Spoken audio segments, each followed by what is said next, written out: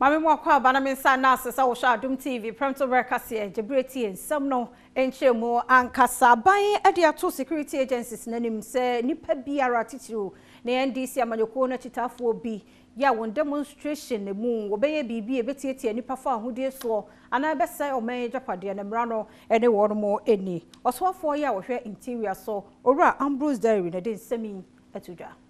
Ambrose Diary a interior minister ene ensemtrofo binom etwetwe nkomo no ena wadi tu dwa se ehu behia seban bo adwumayefo ebetwe won mo a wo ye oyekire nanso amabasabasa yo edi wonum anim kan no aso wɔkyerɛ mu sɛ wɔnsi obi akwan sɛ wɔnkɔyɛ ɔyɛkyerɛ na mmom ɛho behia sɛ wɔnom yɛkyerɛ ni mu no ɔbɛma asomdwie na adaadie wɔ mu sɛ ne ɛbɛyɛ a wɔnom asɛm a wɔka no obetimi aduru mpanyinfoɔ anim sansɛm mu nyinaa gyina basabasa yo bi a enipa bi a wɔkɔkɔyɛ wɔyɛkyerɛ ɛwɔ electoral commission aso yɛkɛseɛ no ɛkɔkɔda ne die yɛ nam so nti no bambo adwumayɛfoɔ a no wɔ hɔ no atu tear gas edigu wɔnom so. Ghanaians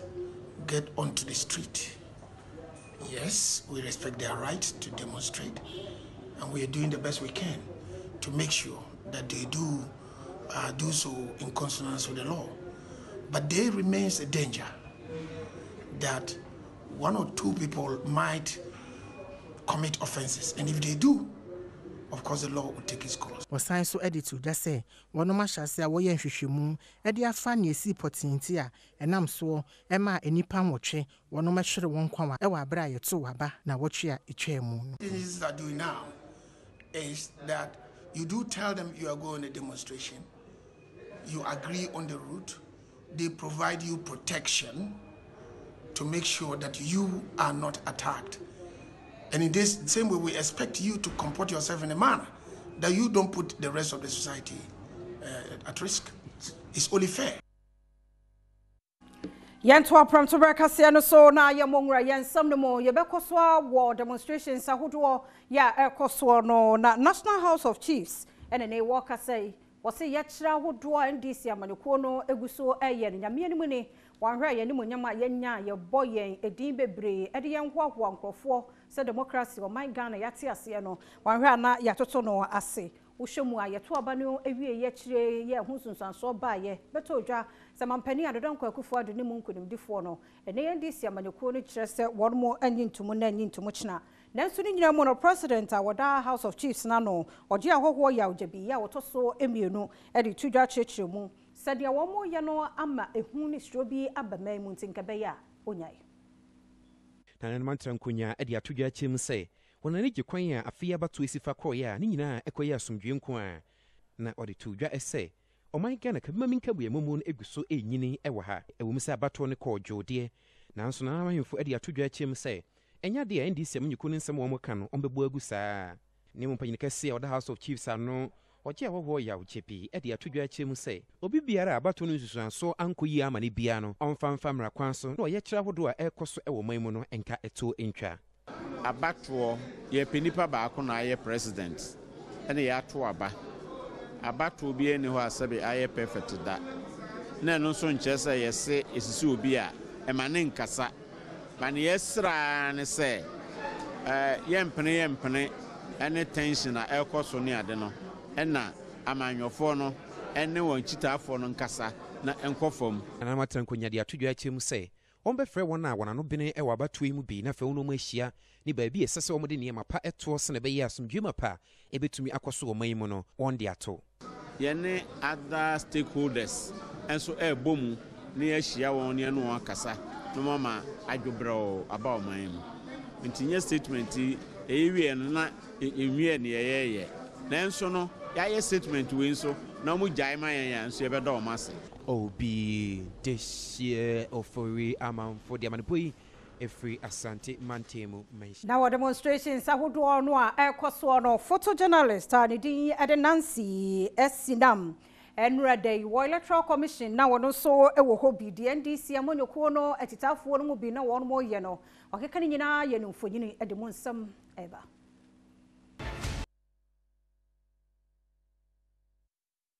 Enti Nancy Esinam ya woye photojournalist na hu se wakeka niema course wonra wo electoral commission atena ya NDC amanyoko no demonstration no en wakeka aboma ye nufoni na wo hwebie yento Premotobre Kasee no so na kokuma wo mrahye bedwafie ese ne manimi ye de nkebe ya o main post sahne IGP James Oponbuanu ye nyinu mfiri adidie so wo abatuo mu ntawantawe course mpo enam so enipa bese num ato nanamo ensiedo minority spokesperson on defense and interior James Agaga and I didn't semi etuda Abra James Agaga ya woye domkuma ne kasamafo ewo defense and interior kasa ewo abra wonom ensɛmtrɔfo nhyiamu no na wadi tu dwa sɛ ɛho behia sɛ IGP no obɛpam no amana kɔtena fie esan sɛ abato eba so na nsenya nipa wokunkum wo mo ne basabasa ya ekɔ so no enya de a wonom atimi akyi police ni bia amana kwakoyi ensem bi ano. Now 5 people have been killed. His men targeted at innocent citizens and armed civilians and fired at them. 5 lives have been lost. He's still at post. If I were in his shoes, I would have done the honorable thing by resigning. But if he wouldn't resign, he should immediately be dismissed. Wasan so editu ja se NDC amanyoko ma bia wonom atu asi montene so eye oye kire ahodo no enya de bia emfumso bia wom esan se e wo se wonom etime pre ema nkunim a amanyoko no ediye no wonsa etime ka. Supporters to order. Call my supporters to order. Call the NDC who have been our supporters who are being killed, who have been killed without provocation should be called to order. You won't call this government to order. You're calling innocent citizens whose lives have been taken. That is the ultimate. To deprive somebody of his life. We should rather be called to order. Let's be fair to ourselves. For how long? So Ablekuma Central, they were not complicit. Citizens. The gentleman committed suicide. Is that what the Minister for the Interior is saying? Is that he committed suicide? In any case, how long would it take for them to fish out those members of our security, be they police or soldiers, who aimed at innocent and armed civilians and fired at them? How long would it, when there is pictorial evidence, how long should it take for them to be arrested? Premotobre Kasee na oguso wo no Facebook/Adom TV wo ho nyamisha so wo ho na do comment to dwabre no so a yede ni nyina ebebramo na yento so enra sabre na electoral commission won na tena ye na ho huru yie ni nyina no eye chitafo a won ta NDC amanyoko na chirigu a wo mo ekogu ho chire mo sabato no nsunsu aso ama meje mensa na adwumafo de ba ye no enya de se wo mo agitumu na bambofo bo wo ho modern bia nanso enipa no de no won ye wadwen no wo mo eye enkwa house mifiri ho na eba emfa house meja mempa bo wo se confusion saa wi akire wo mo ebu mra no so be se mu adonu nsia 26 de wo mo akire won ene ye de wo mo kwakopie mu wo court efisa niema bia wo mo ye no antwa yie wo mo hyehye ties no mo ye niema bia ensem fata wo ho lawyer fo kukudam so ene ne gina wo mo akire ehwe se wo betumi aje wo mo na fe niema akoso wura Francis Sevia Sosu ene mpanifo ahodo bi na egina emu a obo ayehwe se ebenya lawyer Francis Sosu na fe ye ne di nkomo afa ehun se court no ekosi sei yenya no a ye ne beto so Premotobre Kasee and Augustua or share Adom TV so yentwe hu sima yin sam na de aka akire dos ye ba e beto so.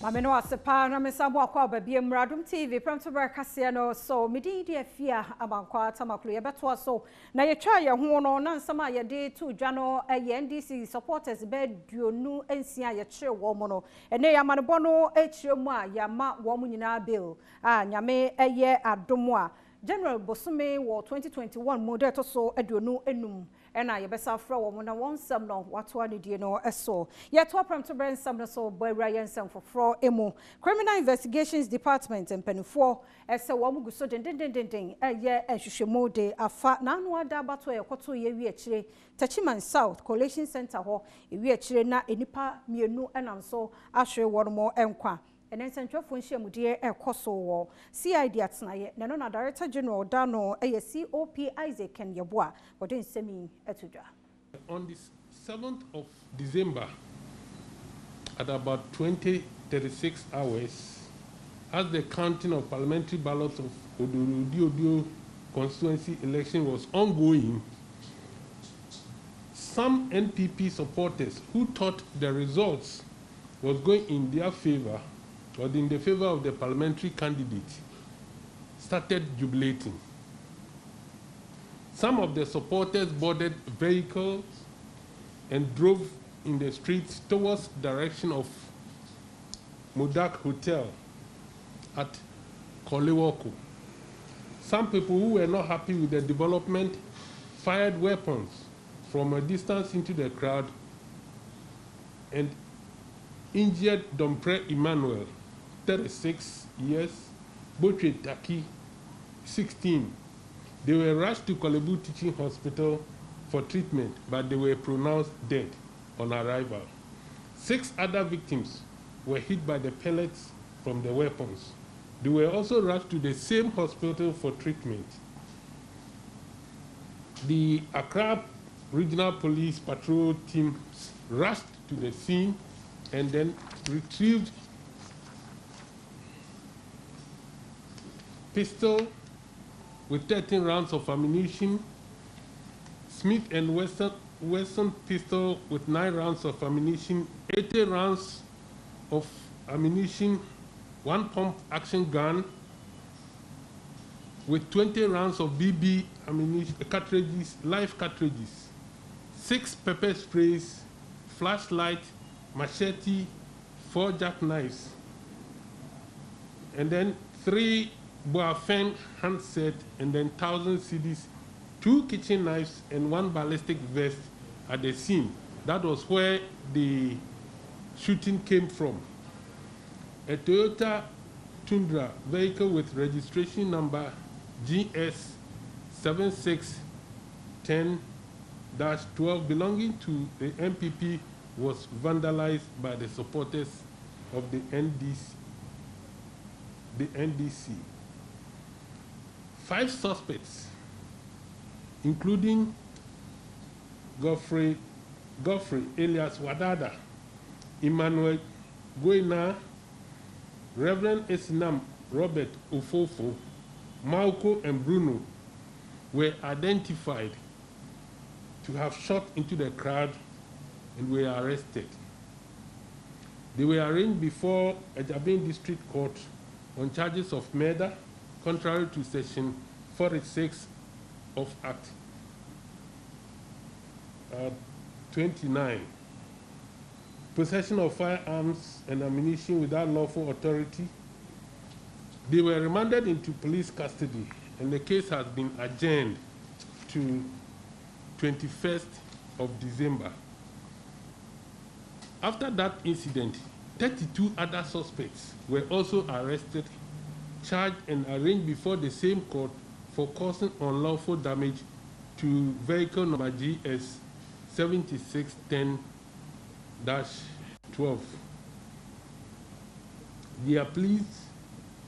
They pleaded not guilty and were granted court bail. The case has also been adjourned to 3rd February 2021. Efforts are being made to arrest suspect Bruno, who is currently on the run.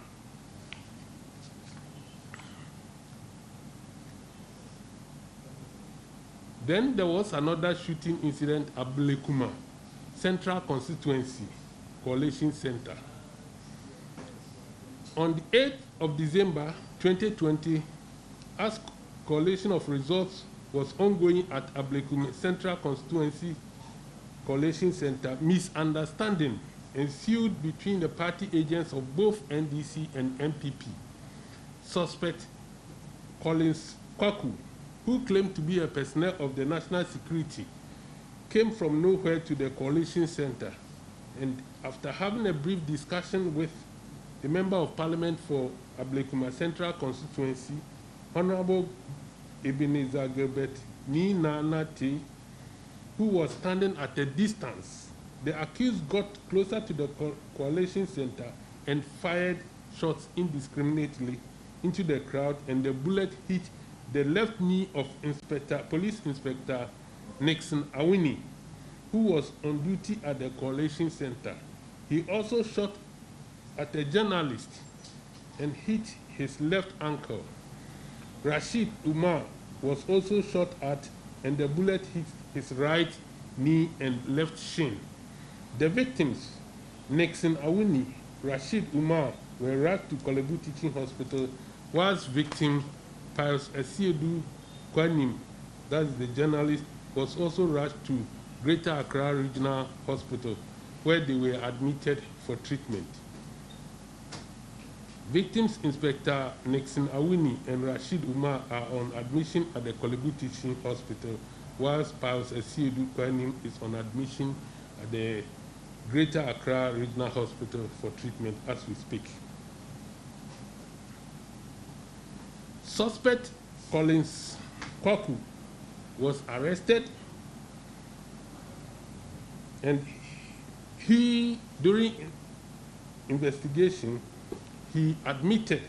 that he shot because there was some misunderstanding and somebody removed his taser from his side pocket. Hence, he also removed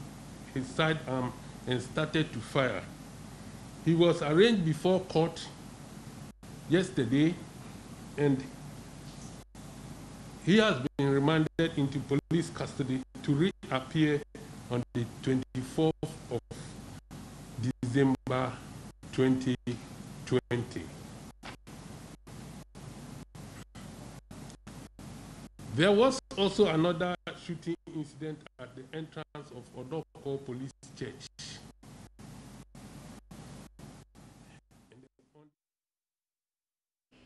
Yantwaso na Premotobre Kasee na uguswa utie ni abakomra shebe dwafie mo ofisa ya sidi edi kan kura ni ya ene members bill one more pass here na wo hwɛ saa bill no mu a eno no aban enimu ekwan anasa presidency mampani enye nam ne so ene yebegye atomu eno aye de edi kan kura ne ye tibie wa ha na bamra shebe dwafie mo ensam dia yenu abema bednegu asante asiedu ono ne tonkra e de breye fi se ye kan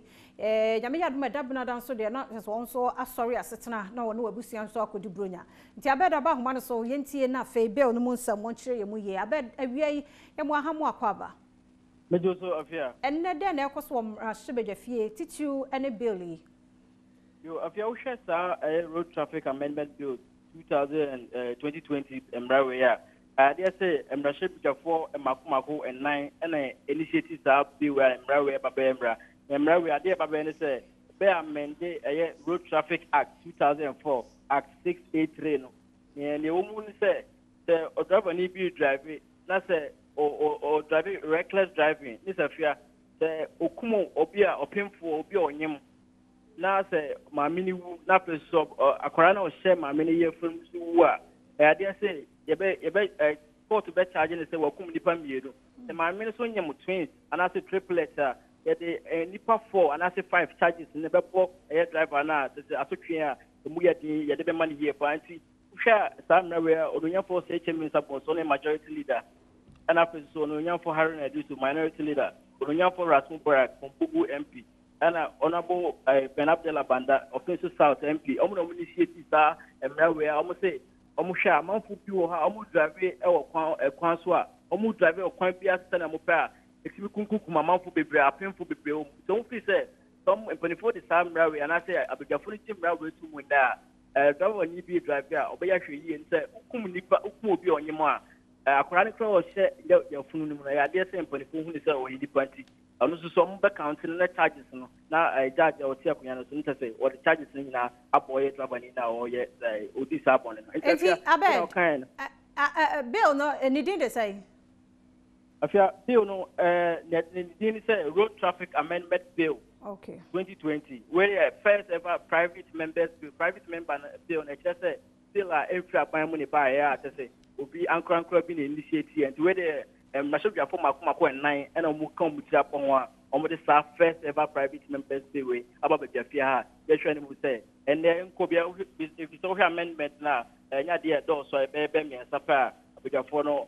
speaker track yam sisi ade so be wie sa emra we sisi na magia tum na papa emra fia na apemfo nko na mra we bo ho ban na obi bia nipa driver be sheda de car bo no na so wanya hweyie no de car bo no be mo afiri mo na mra no be we na apemfo nko afia obia pedestrian bia onam kwan ho bia na existing law ne tene say first na say sabre emra ne nyitum say car bo bia court anase charge tnakonya so o charge ni so wonyema o charge ni say nipa ba ko pe o mu hwe ni say nipa ba ko dem mu we de nkwara hye yafunu mu no aka ho itase okum open for onyema nkwara na hye na yam so kan ho ene pedestrian bia so nam kwan the driver bia driving one drive bia no the car na drive so pepe no so asotwe so e ho na emum we nsakra keto bia mu ye ne say nkwara yan wo mo so aside na mboda ka ho a oboda hye mra no senya be ya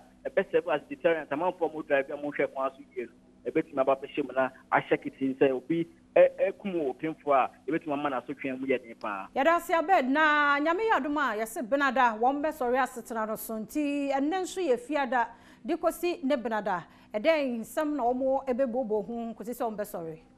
yo afia wo hwe niema sabre da abudwafo na nimu a Parliament upa ha ni omudi juma e be standing orders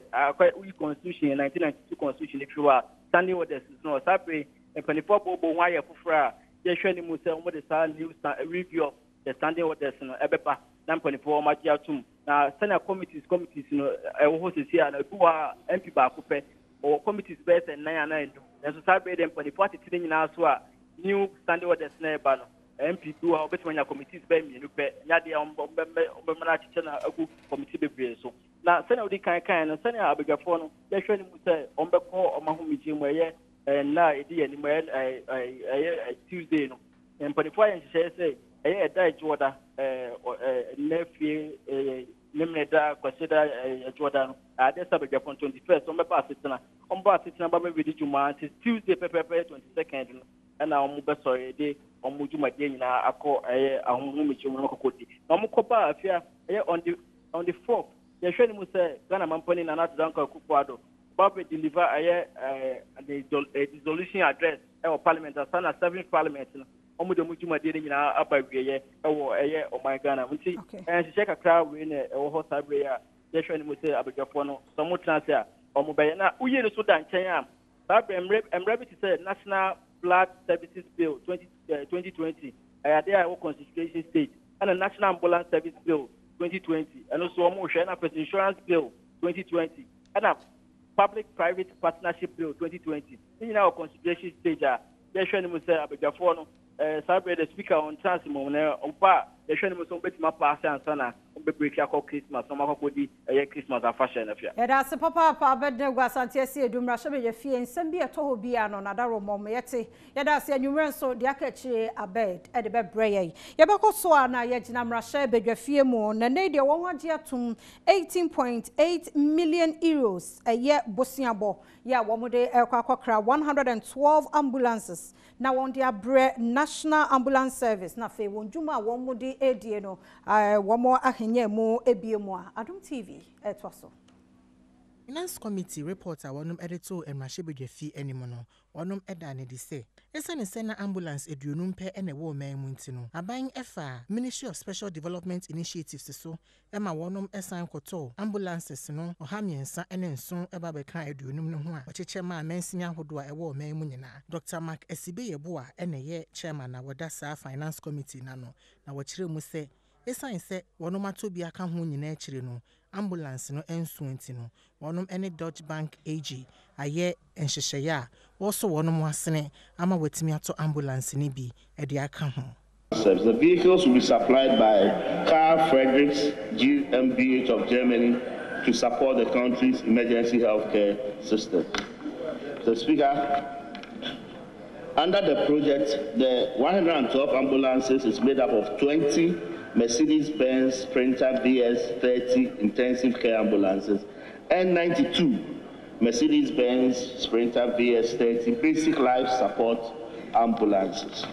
Opanyi kasa n'akyire no ɛna Richard Echampon ya woyɛ domkuma no kuba ya woka finance committee no ho enso de tu dwa sɛ ɛyɛ agyinasie papa ɛna aban no asie no esan sɛ wɔnom adwene apɔmuden ho enkan koro ɛwɔ man mu na emum de ha no ɛne sɛ wɔnom a wɔyɛ adwuma ɛwɔ National Ambulance Service no wɔnti aseɛ sɛ ɛyɛ wɔnom gyi sika ansana waboa ayarefo a wɔnom ehia mma. Procurement of ambulances. We are not dealing with the funding of the National Ambulance Service because some constituencies, before a patient will call in for the services of these ambulances, they are asked to pay some money.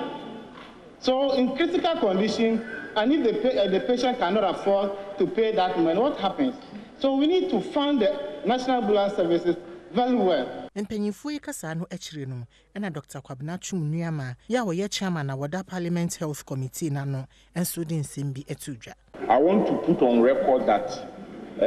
ambulances are free in the country. The ones that are provided by the state are supposed to be free. That is the law. So any situations where people require fuel or payment, I should say, are illegal. Finance Mayento Premotobre Kasee no so na yemongra yensam no modia Ball District Magistrate Court His Worship Andrew Prince Kujo etiedwomo no enipa ensun bi a wosusuo se sumpini wo mo sheda konkrofo fie kwabro wo mo baye no ne ade no e wo so otua empatasika ene hospital bills ahodo nyina de ma enipa na wodi wo mawuo sa no meka say nipa ensia no wo mo age atom se maamefo nan a wo pra wo mo ye wayakoyaka de no won ha ka nyina wo befa yenko Rebecca Nantoma nchen na fensem ni chiremo onfa maye Rebecca uti yenka ye mo akwaba e de wo ba Premotobre Kasee so ene court de amaka yachi de abiem na mpanifo de tuja yo efia ene wie de wo be pie mu wo Ball Court nipa ensona yachi ewo sumpini in connection with abayinsem I call so be osumunino court the ruling about say sa suspect no mo achi omuni nyina no omunkotia hospital bills ena niama omo call sumpini ama nkrofo no fie kwasai ni nyina omunkotia hoka na omutia ni nyina wie a 22nd of this month December year mu omon sanbra court na suspect no ebi etimi ba court bi nso entimi amba enti court se nipa for no omutimi eba court na omon koka kire omon yonkofo ne say omon peshka na omuntia sa nipa ema enai na omode crantie ne ne mai kwase omoja pade omutwhwa omon so eka ho no na nipa for no mubedina court mu ejitu mu say ombekwa kwatua sa sika no na court actually bi mu say mokwa eti ayeye ntimi nkyerɛ mo say price na munkotua ana say na munkotua na munyina mo nsan kosumpini ho no na monkotena ase nkrofo no bekyerɛ mo say ne bag na wa be say ya say no to bag no say okọ hospital ne nsa na yekọpa mo ya say no tua ye na muntua sa sika no emomo na inflation dwembra nti omuji tu mu say omukodu hwia omubetia sika no amasa ema enan no a omukopro omo no nti court so so omutua wi a 22nd of this month opeso san hu omo ewo court na ohwa efia ba kwa na ho asem ye mobopa maame mma Mariama Ibrahim ohwa ono ne nsa omo atwa nsa ne nyina afi so ne figures no ye mienu mfimfini de no ene ne aya awarefo de kawaise no ye yi ni nyina afi so nti ne ti no nso yapam na after court no mene na twetwe nkomo ka kire me say for now enya ade obetinya atam nsuo ne bucket crazy ni ti so nti sesia no condition owo mu no ontimi emma bibia kra so but for now oye local medicine because hospital omakwa ntisika bi ewo mo no mo use ani esa nkrofo no mbetua ba Rebecca bi ana asem no obi hye dante tehu kakra bi hye ye de nam so ma nipa ikopie mu wo court ama court aye say wo mo eprepra wo mo nkotua won ho ka bibi kakra bi e be kai ya dwene yo etiefo ne ahwefo e be kai a September numu ena September August numu be August 31st ena Sumpini youth call Mammy 4 fee, Mammy 4 by 9 fee, no more attack or more say, or more ya bay 4. Now, and ya bay in some uncle, or much said, you say, Mammy Barqua, or more de crancy a channel, or no more aquatic straight, a branch of your musu say, Sama may no the name ever by a Jaffa say, oh, you know, a friend of Fire Festival. And you know, no dear, or more bono pa, and more nigane cause will be crafty. Into since 31st August, no ever payment. And branch here, Mutimi, a course, Mammy phone fee, Mammy for by 9 fee, echo yes, the Sassino, or more intimate auntie or mubia, no more or more papa money or more famo and a police for, and so it may come. Okay. First day, mobile court, and I face no machine about court to deal. Now, Mammy Fono, the Omoda so alcohol hospital, or more, or Monso a local medicine, and or Monso any abroad. Okay. Rebecca, you know, say papa, a woman about the Abraya, Rebecca Natumba, and you said in car, and the ball at magistrate court, and Nipa, ya won't go dear, Bonifusemuni, ya woman said one yet dear Sefata, no one summer being here said, you might share one son, one more ayana. Then was so na young court and some more Premotobre Kasee na or show Adom TV so no na oil marketing company won't do any Puma Energy. Nay, one was said be a branch of a fro, a war tepa, was antimantum no emun to walk a couple more dear fear numua. One will be a Juman Wahano, 83 branches, and a one more country managing director, Henry Yawasari, and all to just say Puma Energy, but I and said one more ebebo, whom more day a war found go Jumemo, nothing what dear Boansuma Mabuno and Yajumaye. When Adom Kasee, it was so. Puma Energy, a Jumukua or Yenuma who do be Prenua, a bit is a fuel, fango, and as a lubricanta, Nibo form a sign a papa, or they come Yemia who do be Prenua. In Fishia be a numunino. I swear Mako, a home tree enemy and son, and will be a woman, or my Ghana, Yemia who do be Prenua. Country Managing Director, Ora Henry Yaw Asari, Edia Tuja Chim say, one but any say, found papa, or be a binyabi a woman Ganemu. Puma Energy's vision is to link global supply with local demand. As such, I say, Puma Energy, there were 49 different countries across the globe. And there were refinery capacity. So Puma Energy, oil, and power. We have several refineries in Europe and even in Angola where we can source oil to every market we operate in. And that is how we will beat the demand in Tepa. Next year, the strategy is there are the 30 new stations 30, all over the communities around Ghana, so that we can deliver fuel to our customers wherever they are and reinforce the brand that we are in this market, a formidable brand. Puma Energy Shenimu say, I fear be Simono on baby and Crabatana be Diasa Akaho. One butter and say, one I defang Eddie Juman Sono, a baby on Abuano pay. Country Retail Manager, Ayura Andrews, we are fair. Yes, yeah, the global supply meet local demand. And Yaba Tepa, yes, per se share your customers in our boss. I fear basically, yeah, the Puma Energy, Ebebelmo, but I will be a renewed say Puma Energy, Ebibaho, within the shortest possible time. Ora John Yeboa, a penina, Odidra, our fan woman. What the Atuja Chim say, Tepa form from Hunshim Nafini Puma Energy, or Mufang or Mufani Jumapa, if it's a no, and a beboa.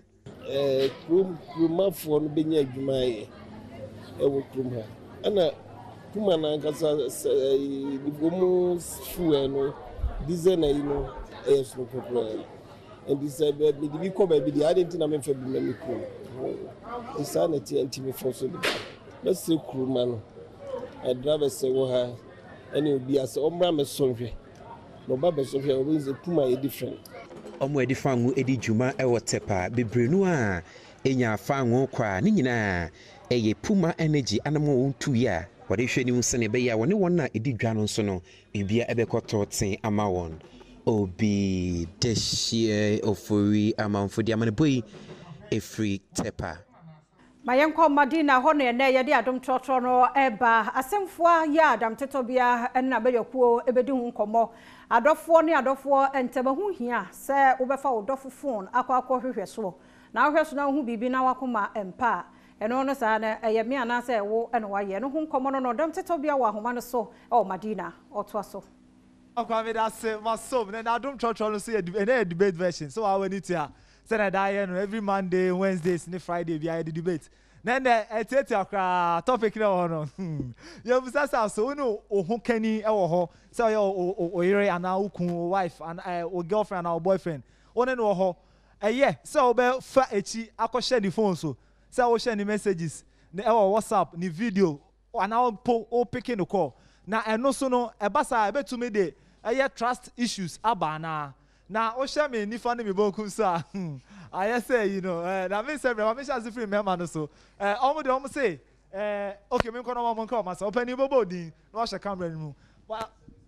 yo your friend me Uncle Sam na topic we there ye tie one o ho kanin wo ha e wo so fa ni phone ye pass wo be fa ho kanin phone no ba hwehwem because e man no maba no omo kan no kore omo de nema esie yen nti no ekwan ayeso ye be for so e be hu ni say one ne wo ha as she is asleep no what for phone no what go through at one day me try be about some years back me try be not knowing say na on na adwuma boss e twempana which I didn't know enti me call phone mu no and I'm ko hu messages be on my send some kind of love messages be me ko hu enti me ko hu ya na me bibisa no no say no kore no kan no kore che me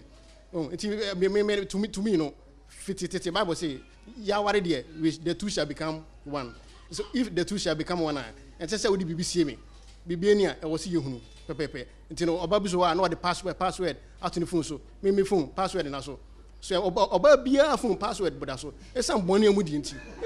I don't know krom nkanti oba bia phone password also. And say no mo no nyanti e pass obafa nkani phone ne wakom. Wabra yes wabra nani na no so. And now hwa obehu no kore pa say odo wana so no wa obehu. Me dasi. Also me nua me dasi your friend me Jonathan.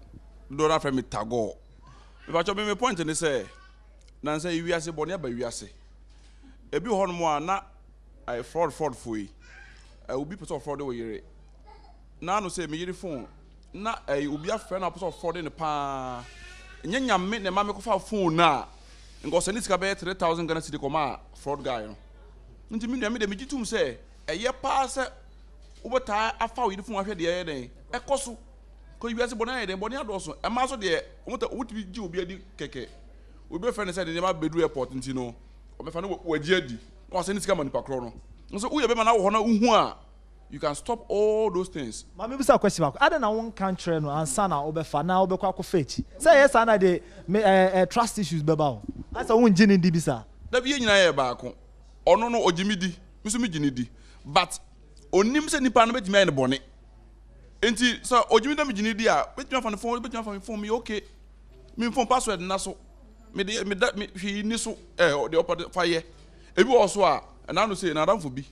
na ofre no de adwuma bi a hye ne nsa contract kese pa na damfo no ti plane ho a obi plane betu ofre na me yire wo bathroom man fa ko na nka contract nke den nke bo no yes me nu anti wo say me fa phone de a ene na wiase na ya ware ne sen and na no say na obi so ne mobile money amount ofre wa bisa so na man nke no aso no mfa na so mfa na mafoforo so ofre me hu ye na me fa ye man fa nka sika no so ye den nka hwede wo okay wo de ye brother ada na on country ye ohu kani so o phone ring na be say me call message no yes sir the mistrust beba na okay me dey Isaac enye mistrust na de beba because oba na won ne tekura no what ya di bibia akra to nchen a ebia we obi a ofele kakra nti ebia o how bi mpo a ontimi nka nchero ba sa o fa phone na wo through ne messages ene ne chat ebia no wo friend bi nye se ebia o dating kwa no di bibi esio se ka so oba date eno no nye ade e de hide ne nkomo ne how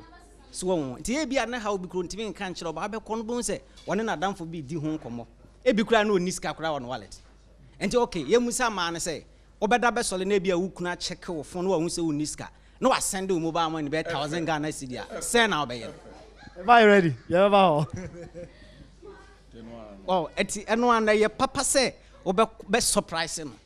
what is it it's also a part of a surprise correct okay remember natural one there man do say David omonyo mama your friend say she come Fashion me the Faustina. Me dear, minjintum. Didn't I minjintum, they say, my emotional. Bema cry, it's me, Bema den you to me this year. Ni bibia ya cry, or the best anymore, but bad the only mean fan anymore. It is bad, so be found who can a phone, ashe. Didn't say badness say. Ebi a who bibi. Ebi mpa oni na damfo ana say means mean bema ntimi nka say oni adamfo ba bebre oni phone so e na oba nso nnamfo mema numbers bebre oni phone so wako hu bibi ebi mpa na enye bibi e bibi we bia nanso hu a ube hu no o mindset ne betrayal say bibi koso afi unya trust issues biem obe ka say be me na ade no church oba wadanfo oba bit me bisa say we didi udi den oye wadanfo ba oba e wo say oyere e na bisa o say na wadanfo ba ko bisa o say we didi udi den a uhu ade na obedwen enti it's bad say obe fa ho keni phone na wa hwehwem e na impo no say obe say o fa ni phone na o hwa o de bisa permission Bisano. Okay. But your friend me Gladys. And yes, say obefa or partner phone. It's never good. Yes, because first of all call sorry them no. One show wants to say ope so warren because uji needy. And now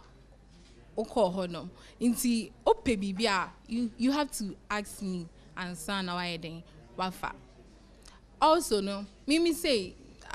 ubetimi bisa me oh baby patron person me phone me call her me yes oh you can go through but oh family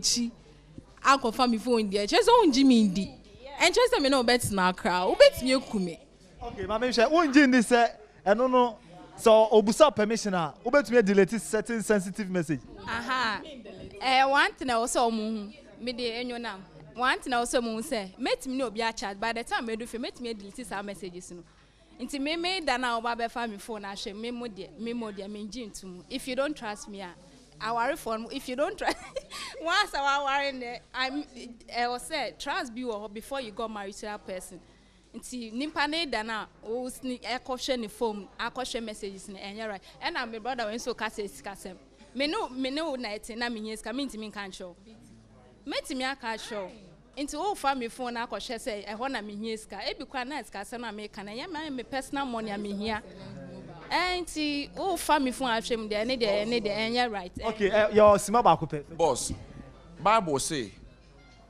Adam and the wife were naked but they were not ashamed. The ashamed there no eyi ade be privacy bia free our yemu and this is very important. In fact, to the extent that what would be the end? On Casamen for us Busan Sana. Boss, Umunajia. Yen here permission be asked about you. Umunajia the mouth. Ostreja the mouth. Nina Jie. Only right. Ose. It is semi frabon tene bana me de ade enso bra wa se me fra obusa wa ansa na fa okay. You ready to face here? We me face here. Ose me ma de yetimi bibia kura. Se yehu bibia yetimi soki. Yetimi soki dia me hu ade na nya me soki. Okay. If you want cry ready to so was to the we do no e me na e be you can say tell so ade be chijola tere kana sem. O se over to you wa o share ne wa ha no. Munya mbom ne aka say dey. Enti Madina no Madam Teto bia call ye enti relationship on some de wo ye da wo nka wie da phone no wi aso ani ehu anya otan enti wo de dule no bi ani lem simple no ano no ejina no so na wi Premotobre Kasee no ye de esi ha bidin de afia amankwa tamaklo nsam no say ye ode fasedama mata Quintil akwa ono ne editor o so ne so ma mbe kan ye ne no Sandra Abasana Akapo on the theatre director meda sound on so asepa obo adwuma me finidi but Mike ene ja camera no achi kemi ene kwame anum sali ene acha ene sewa ne reta nya kunum obi a nyame hwa mo me ko fire for fire etwaso